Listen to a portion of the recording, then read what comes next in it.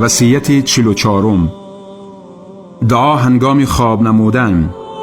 از ابو عماره براء پسر عازب رضی الله تعالی عنه روایت است که پیغمبر صلی الله علیه و سلم فرمود: ای فلانی، هرگاه به جایگهت در آمدی بگو: بار خدایا، جانم را به تو تسلیم نمودم، رویم را به سوی تو گرداندم، کارم را به تو سپردم، پشتم را به تو پناه دادم، در حالی که به تو رغبت و از تو ترس دارم.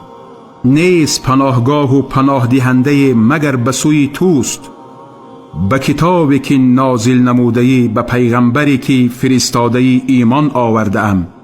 پس اگر همان شب وفات کردی بر فطرت میمیری و اگر صبح خیزی به خیر میخیزی. متفق علیه.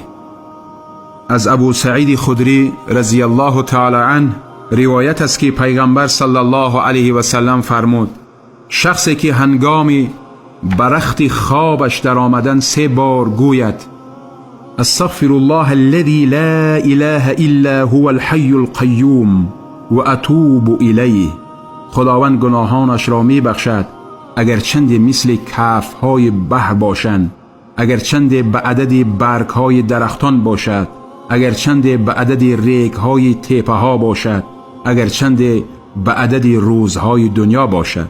روایت ترمذی. از انس پسر مالک رضی الله تعالی عنه روایت است که پیغمبر صلی الله علیه و سلم فرمودند: شخصی که هنگامی برخت خوابش در آمدن گوید: الحمد لله الذي كفاني و آواني والحمد لله الذي اطعمني و سقاني والحمد لله الذي من علي فافضله. ستایش خدای را که کفایت نمود و جای داد مرا، ستایش خدای را که طعام و شرابم داد، ستایش خدای را که بر من افضل ترین نعمت را منت نموده است. پس در حقیقت خدا را به جمع ستایش تمام خلق حمد گفته است. روایت بیهقی.